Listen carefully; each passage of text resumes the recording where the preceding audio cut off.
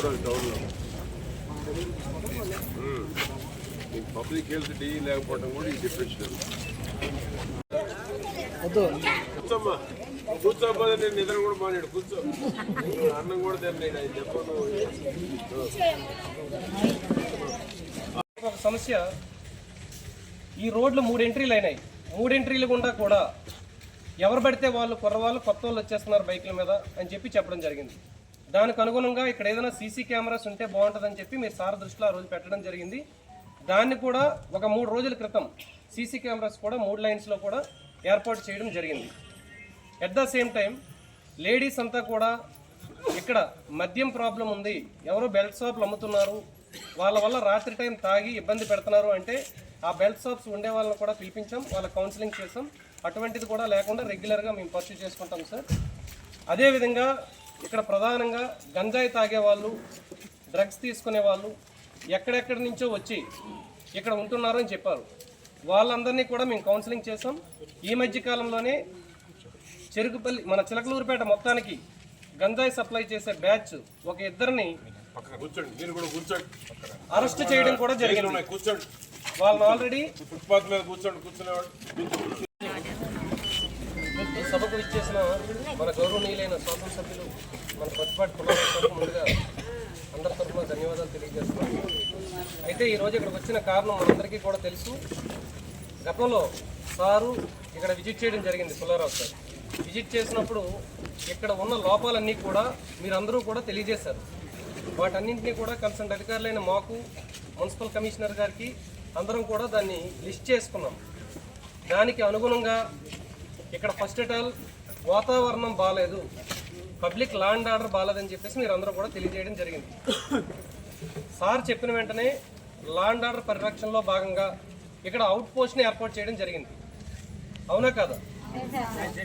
Out post ఇక్కడ ఒక room తీసుకొని 24/7 మా పోలీస్ ఇక్కడే కాపలా కాస్తున్నాం. ఎట్ ద సేమ్ టైం మీరు తెలియజేసిన సమస్య, ఇక్కడ కొన్ని వెకేటెడ్గా ఉన్న హౌసెస్లో కానీ లేదా కొందరు అద్దె పేరుతో ఇల్లీగల్ యాక్టివిటీస్ చేసేవాళ్ళు ఇళ్లలో దిగుతున్నారు అనేది మీరంతా కూడా కంప్లైంట్ చేయడం జరిగింది. దానివలన గౌరవంగా బ్రతికే కుటుంబాలు కూడా బ్రతకలేకపోతున్నాం సార్ అని చెప్పి మీరంతా విన్నపం తెలియజేయడం జరిగింది.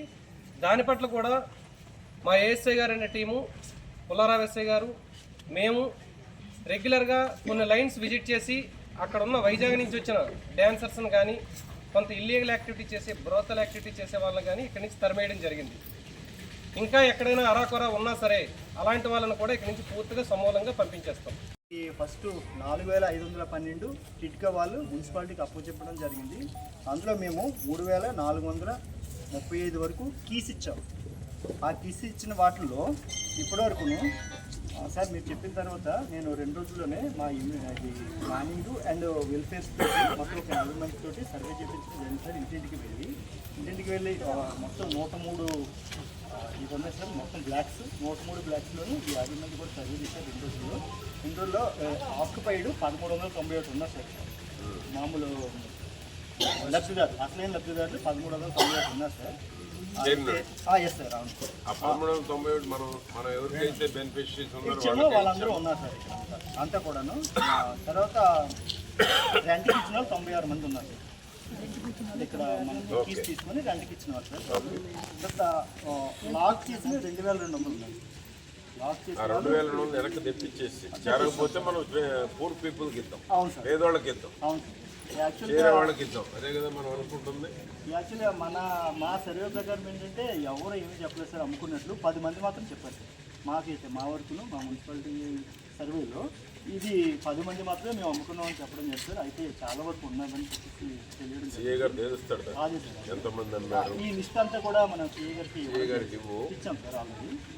ఎంత అమ్మారు, ఎన్ని క్యాన్సిల్ చేయాలి, జెన్యూన్ నిరుపేదలకు ఇద్దాం, ఇమ్మీడియట్ ఫ్యామిలీ చేరే వాళ్ళకి ఇద్దాం. 2 నెలల్లో మొత్తం నిండాలి. ఈ మొత్తం 4500 ఇళ్ళు చేరాలి. ఏం కావాలో ఫెసిలిటీస్ ఏర్పాటు చేద్దాం. చెప్పు.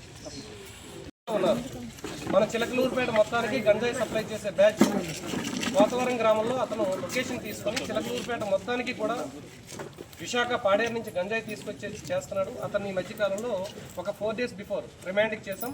ఇంకా ఎవరైనా అలాంటి వాళ్ళు ఉంటే మీరు సార్ నోటీసులో పెట్టిన విధంగానే మాకు కూడా వెంటనే తెలియజేయండి. వెంటనే వాళ్ళపైన కూడా మేము కఠిన చర్యలు తీసుకుంటాం. వీటన్నింటికంటే ప్రధానమైన సమస్య ఇక్కడ ఎక్కడొస్తుందంటే గవర్నమెంట్ వారు పుల్లారావు సార్ వెరీ ప్రెస్టీజియస్గా తీసుకొని ఇక్కడ సుమారు 6,500 ఇల్లు ప్రాజెక్ట్ ఇది. 4,500 ఇల్లు ఆల్రెడీ కన్స్ట్రక్షన్ అయ్యాయి. 3,300 ఇల్లులు లబ్ధిదారులకి తాళాలు ఇవ్వడం జరిగింది. 3,300 ఇళ్ల తాళాల్లో సుమారు 1000 మంది ఇళ్లను తీసుకోవడం జరిగింది. అయితే ఇక్కడ జరుగుతున్న ప్రధాన లోపం ఏంటంటే 1000 ఇళ్లలో కూడా కొంతమంది తెలిసి కొంతమంది తెలియక లబ్ధిదారుడు అని నమ్మి గవర్నమెంట్ ఇస్తే వారు వేరే వారికి అమ్ముకున్నారు. అలా అమ్మటం కానీ కొనటం కానీ చట్టరీత్యా నేరం. అది రిజిస్ట్రేషన్ చేయడానికి లేదు. అది పదే పదే ఇక్కడ అందరికీ కూడా చెప్పడం జరిగింది. సార్ అటువంటి ఇల్లునన్నింటినీ కూడా ఐడెంటిఫై చేసాం సార్. అవి మొత్తం ఐడెంటిఫై చేస్తే సార్ నిన్న ఒకేసారి అందరినీ పిలవకుండా ఫస్ట్ మనం ఎవరైతే 6గురిని ఐడెంటిఫై చేసామో 6గురి దగ్గర 50 ఇల్లులు కలెక్ట్ చేసుకున్నాం సార్ తాళాలు. అవన్నీ లిస్ట్ చేస్తున్నాం సార్. కమిషనర్ గారికి కూడా తమకు తెలియజేసిన కమిషనర్ గారికి అందిస్తాం సార్. రిమైనింగ్ సందుకు కూడా ఈవేళ స్టార్ట్ చేస్తాం సార్. ఈవేళ పుల్లారావు గారు అండ్ టీమ్ సార్. మీ వాళ్ళు వచ్చారా? మీ మనిషి డిపార్ట్మెంట్ ఇంకొస్తాం ఓకే సార్. అయితే ఆ ఫస్ట్ 2 లైన్లో కూడా చేసాం సార్. మొత్తం అక్కడ 48 ఇల్లులు ఉంటే మొత్తం 11 మంది నివాసం ఉంటున్నారు సార్. వాళ్ళంతా ఫేక్ పర్సన్ సార్, జెన్యూన్ లబ్ధిదారుల, లేకపోతే మీరు అద్దెకిచ్చి ఉండొచ్చు. ఒకవేళ అద్దెకిచ్చిన వ్యక్తి అయినా సరే మంచోడో కదా వెరిఫై చేసుకొని ఇవ్వమని చెప్తున్నారు. ఎందుకంటే ఇక్కడ వాతావరణం బాగుండాలి, ల్యాండ్ ఆర్డర్ బాగుంటే ప్రజలందరూ కూడా హ్యాపీగా నివసించాలనేది సార్ యొక్క ఆకాంక్ష. మేము కూడా దానికి అనుగుణంగానే సదుద్దేశంతో జరుగుతున్న కార్యక్రమం ఇదంతా కూడా. ఇందులో ఎటువంటి దురుద్దేశం కూడా లేదు. మీ అందరికీ కూడా అర్థమవుతుంది కదా. మీరందరూ బాగుండాలనే ఒక ఆకాంక్షతో ఇళ్లల్లో ఉండే కుటుంబాలన్నీ కూడా మంచి కుటుంబాలే నివసించాలి. ఎటువంటి బ్రాతల్ యాక్టివిటీ చేసే కుటుంబము నివసించకూడదు, ఇల్లీగల్ యాక్టివిటీ చేసే కుటుంబం నివసించకూడదనే ఉద్దేశంతో ఇంటింటికి కూడా ఈ రోజు నుంచి ఒక వారం రోజుల పాటు ఇక్కడ సర్వే చేయడం జరుగుతుంది. ఎవరైనా ఇల్లీగల్ పర్సన్స్ ఉంటే ముందుగానే బయటకు వచ్చేసేయండి, ఇంటిమేట్ చేయండి. కనుక్కున్న తర్వాత వాళ్ళ పట్ల లీగల్ యాక్షన్ జరుగుతుంది సార్.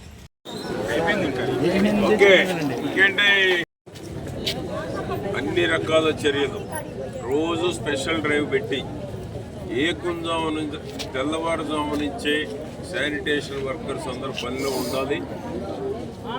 పబ్లిక్ రోడ్డు మీదకి వచ్చేటప్పటికి ఎక్కడైతే కూడళ్ళు ఉన్నాయో, ఎక్కడైతే డంప్ వేస్తున్నారో ఈ డంప్ వేసేటువంటి ప్లేసెస్ అన్నీ డంప్తో ఉండకుండా క్లీన్గా ఉండాలి. దానికోసమే ఒక స్పెషల్ డ్రైవ్ పెడతా ఉన్నాం. ఈ స్పెషల్ డ్రైవ్ ద్వారా పారిశుధ్యం చిలకలూరుపేటలో మెరుగుపరిస్తే ఈ అంటు రోగులు, విష జ్వరాలు బారిన పడకుండా ఉండేటువంటి దానికి అవకాశం ఉంటుంది. కాబట్టి స్పెషల్ డ్రైవ్ పెట్టి సిల్ట్ కానీ, కాలువలు తీయటం కానీ, మెయిన్ డ్రైన్ క్లీన్ చేయటం కానీ, మెయిన్ డ్రైన్ ఫ్లో ఉండేటువంటి విధంగా చర్యలు అన్ని రకాలు తీసుకోవడం జరుగుతూ ఉంది. నిన్న నేషనల్ హైవే వాళ్ళతో కూడా మాట్లాడి నేషనల్ హైవే మున్సిపల్ వాళ్ళు కలిసి చిలకలూరుపేట పరిధిలో, నేషనల్ హైవే పరిధిలో మెయిన్ రోడ్డుకు 2 పక్కల డ్రైన్స్ అన్నీ తయారు చేసి సెంట్రల్ గవర్నమెంట్ అప్రూవల్ పంపిస్తున్నాం. చిలకలూరుపేట పరిధిలో నేషనల్ హైవేకి ఇరువైపులా పట్టణంలో వచ్చేటువంటి నీరు కానీ, నేషనల్ హైవే మీద వచ్చే నీరు కానీ 2 కూడా పారుదల ఉండేటువంటి విధంగా. ప్రజలకు ఇప్పుడు అసౌకర్యంగా ఉంది, ఎక్కడికక్కడే స్టాగ్నేట్ అవుతూ ఉంది, డ్రైన్ మూవ్మెంట్ లేకుండా. ఈ డ్రైన్ ఉండేటువంటి దానికి చర్యలు తీసుకోవడం జరుగుతూ ఉంది. ఎన్హెచ్ వాళ్ళతో కూడా మాట్లాడాము. ఎస్టిమేషన్స్ తయారు చేసి సెంట్రల్ గవర్నమెంట్ అనుమతితోటి మనం ఏ విధంగా అసాధ్యమైనటువంటి బైపాస్ రోడ్డును తీసుకొచ్చామో టౌన్ పరిధిలో ఉన్నటువంటి మెయిన్ డ్రైన్స్ అన్నీ కూడా పునర్నిర్మాణం చేయబోతున్నాం. అసలు డ్రైన్ నిర్మాణమే జరగదు, ఆ డ్రైన్ నిర్మాణం పునర్నిర్మాణం చేయబోతా ఉన్నాం. ఇదే కాకుండా చిలకలూరుపేట పట్టణంలో అన్నిటికీ మించి ప్రమాదకరమైనటువంటి పరిస్థితులు ఏంటంటే అనాథరైజ్డ్ లేఅవుట్లు ఎక్కువ ఉన్నాయి. అనాథరైజ్డ్ లేఅవుట్లు ఎవరు కూడా లేఅవుట్ పర్మిషన్ తీసుకోవటం, ఇది టౌన్ డెవలప్మెంట్కి చాలా ప్రమాదకరంగా తయారైంది. నువ్వు ఎంత లేఅవుట్ వేసుకున్నా మున్సిపల్ కానీ పల్నాడు అర్బన్ డెవలప్మెంట్ అథారిటీతో కనుక పర్మిషన్ తీసుకుంటే పట్టణం అభివృద్ధి చెందేటువంటి అవకాశం ఉంది. జరుగుతున్న పరిణామాలు ఏంటంటే గత పాలకుల యొక్క చేతగాంతనం అనాలన్నా, గత పాలకుల యొక్క అవినీతికి పాల్పడటం అనాలన్నా, గత పాలకుల యొక్క నిర్లక్ష్యం అనాలన్నా, భవిష్యత్తు గురించి ఆలోచించకపోవడం అనాలన్నా, అన్నీ అనాథరైజ్డ్ లేఅవుట్లే ఉన్నాయి. దీనివల్ల ఏమైందంటే పట్టణంలో అభివృద్ధికి ఇది పూర్తిగా ఆటంకం కలిగిస్తూ ఉంది. ఇది నేను ముఖ్యమంత్రి గారి దృష్టికి కూడా తీసుకువెళ్ళి అనాథరైజ్డ్ లేఅవుట్లు రాష్ట్ర వ్యాప్తంగా నిర్వహించాల్సినటువంటి అవసరం ఉంది. అవకాశం లేదు, అంతే కదా కమిషనర్ గారు? కాబట్టి అప్రూవ్డ్ లేఅవుట్స్కి అలవాటు పడాలి. అప్రూవ్డ్ లేఅవుట్స్ వస్తే డెవలప్ అయ్యేటువంటి అవకాశం ఉంది. కాబట్టి రాష్ట్ర వ్యాప్తంగా ఇది ఒక చిలకలూరుపేటకు పరిమితం కాదు. రాష్ట్ర వ్యాప్తంగా చట్టబద్ధమైనటువంటి లేఅవుట్లు ఉంటే పేద మధ్యతరగతి వాళ్ళు ఇల్లు నిర్మాణం చేసుకునేటువంటి అవకాశం ఉంటుంది. దానికి మున్సిపల్ శాఖ కూడా అన్ని రకాల అనుమతులు, మంచినీటి సౌకర్యం కావచ్చు, రోడ్లు కావచ్చు, అన్ని బాధ్యతలు మున్సిపల్ కూడా తీసుకుంటుంది. దానికి ఒక రిజర్వ్డ్ సైట్ ఉంటుంది, డెవలప్మెంట్ ఛార్జెస్ తోటి అన్నీ కూడా మున్సిపల్కి ఒక బాధ్యత ఉంటుంది. ఇప్పుడు చూడండి, అనాథరైజ్డ్ లేఅవుట్లు అమ్మారు, అన్ని పొలాలుగానే ఉండిపోయింది. ఎక్కడ కూడా అభివృద్ధితో ముందుకి టౌన్ డెవలప్మెంట్ అయ్యేటువంటి అవకాశం లేదు. ఇది ఒకటి. అనాథరైజ్డ్ లేఅవుట్లు ఉండాలి. దానికి కావాల్సిన రోడ్స్ కానీ, డ్రైన్స్ కానీ, లైట్స్ కానీ, డ్రింకింగ్ వాటర్ ఫెసిలిటీ కానీ, పార్క్ ఫెసిలిటీ కానీ అన్నీ ఉండేటువంటి అనుమతులతో ఉండేటువంటి లేఅవుట్లు ఏ పట్టణానికైనా, అభివృద్ధి చెందేటువంటి పట్టణాలకి ఇది అవసరం. ప్రాథమికంగా, మౌలికంగా ఇది అవసరం. జగన్మోహన్ రెడ్డి పాలనలో ఇవి కనుమరుగైపోయినాయి. 5 ఏళ్లలో చిలకలూరుపేట పట్టణంలో లేఅవుటే లేదు. చిలకలూరుపేట పట్టణంలో 5 ఏళ్లలో లేఅవుట్ అనేది లేదు. దీనివల్ల ఏమవుతుంది, ఎక్కడ కూడా టౌన్ డెవలప్మెంట్ అయ్యేటువంటి అవకాశం లేదు. కాబట్టి దీని మీద ఆథరైజ్డ్ లేఅవుట్ పర్మిషన్ తీసుకోండి. ఏ రాజకీయ నాయకుడు గడప తొక్కాల్సిన పని లేదు, ఏ మీడియాకు భయపడాల్సిన అవసరం లేదు. ఆథరైజ్డ్గా అన్ని అనుమతులతో తీసుకుంటే పబ్లిక్, ఎందుకంటే సన్న చిన్న మధ్యతరగతి వాళ్ళని మోసం చేయకుండా ఆథరైజ్డ్ లేఅవుట్ అయితే కొన్న వెంటనే ఇల్లు వారి స్థాయిని బట్టి ఇల్లు కట్టుకునే అవకాశం ఉంటుంది. మీద దృష్టి పెట్టాం. 3 టిడ్కో హౌసెస్ ఎవరు చేరతారో నిరుపేదలు వారికి రైట్స్ ఇవ్వబోతున్నాం. ఒక నెల రోజుల్లో చంద్రబాబు నాయుడు గారు, ముఖ్యమంత్రి గారు, నారాయణ గారు ఒక నిర్ణయం తీసుకోబోతున్నారు. మీకు ఒక పక్క బ్యాంకర్స్ వేధింపులు ఉన్నాయి. ఎందుకంటే గత 5 ఏళ్లలో ప్రభుత్వం ఇచ్చిన హామీని అమలు చేయకపోవటం వలన గృహప్రవేశం చేయకుండానే వాయిదాలు వచ్చినాయి. ఒక పక్క ఏమో రెంట్లో ఉంటున్నారు, ఒక పక్క వడ్డీలు కడుతున్నారు, మరో పక్క ఏమో బ్యాంకు మా వాయిదాలు కట్టమని తిరుగుతూ ఉన్నారు. వీటన్నిటి మీద ఒక నెలలో నిర్ణయం తీసుకోబోతూ ఉన్నారు చంద్రబాబు గారి ప్రభుత్వం. ఇది ప్రజాప్రభుత్వం. పల్లెటూరులో 3 సెంట్లు, పట్టణాల్లో 2 సెంట్లు, ఇంటికి 4 లక్షలు కట్టుకునేటువంటి వాళ్ళకి ఫెసిలిటీ ఇవ్వబోతూ ఉంది. అదేవిధంగా ఈ టిడ్కో ఇళ్లలో 5,500 ఫౌండేషన్ వేసింది 2,000 కదా, ఫస్ట్ 4,512. ఈ 6,512 ఇళ్ళు సుమారు 25,000 మంది ఇక్కడ నివసించేటువంటి దానికి అన్ని రకాల సౌకర్యాలు కల్పించబోతున్నాం. పేదవాళ్ల కోసం నిర్మాణం చేసినటువంటి టిడ్కో హౌసెస్, దాని యొక్క కళ పేదవాడికి సాకారం చేయబోతున్నాం. దీంట్లో ఎవరు ఇంట్లో ఉంటారో వారికే ఇల్లు ఉంటుంది. ఎవరు భయపడాల్సిన పని లేదు, ఆందోళన పడాల్సిన పని లేదు. ఓకే, ఇక్కడ ఇల్లీగల్ యాక్టివిటీస్ అన్ని కంట్రోల్ చేస్తున్నారు పోలీస్ డిపార్ట్మెంట్.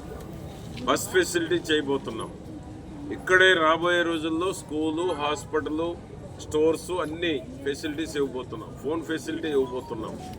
ఒక నెల రోజుల్లో 50,000 కట్టిన వాళ్ళు ఏంటి, 1,00,000 కట్టిన వాళ్ళు ఏంటి, అదేవిధంగా ఈ బ్యాంకర్స్ ఒత్తిళ్ళు ఏ విధంగా గవర్నమెంట్ ఒక డైరెక్షన్ ఇవ్వబోతాం. పేదవాడికి భారం కాకుండా ఉండే నిర్ణయం ఒక నెల రోజుల్లో తీసుకుంటారు. ఎవరు ఆందోళన పడాల్సిన అవసరం లేదు. ఎవరైతే తాళాలు తీసుకొని దగ్గర పెట్టుకున్నారో చేరకుండా అవన్నీ క్యాన్సిల్ చేస్తాం. చేరటమా, తాళాలు హ్యాండ్ ఓవర్ చేయటమా డిపార్ట్మెంట్కి. ఎవరు చేరితే వాళ్ళకి, రెడీమేడ్గా చేరేటువంటి వాళ్ళకి రైట్స్ ఇవ్వబోతున్నాం. ఇది నిరుపేదల కోసం చంద్రబాబు నాయుడు గారి కళ. ఇది పట్టణాల్లో నివాసయోగ్యం లేనటువంటి వాళ్ళందరికీ షేర్ వాల్ టెక్నాలజీ. 5 ఏళ్ళు గత పాలకులు నిర్లక్ష్యం చేసినా చూడండి, ఒక్కటెక్కడైనా చిన్న లీకులు కూడా లేవు. చిన్న క్రాకు లేదు, లీకులు లేవు. అది చంద్రబాబు గారి యొక్క గొప్పతనం. కాబట్టి పేదవాడి సొంత ఇంటి కల సాకారం చేసేటువంటి పథకం ఇది. దీంట్లో నిరుపేదలే ఉండాలి తప్ప డబ్బులు ఉన్నోళ్ళు, 2 ఇళ్ళు 3 ఇళ్ళు ఉన్నోళ్ళు అద్దెకి ఇవ్వటానికో ఇది ఇవ్వలేదు.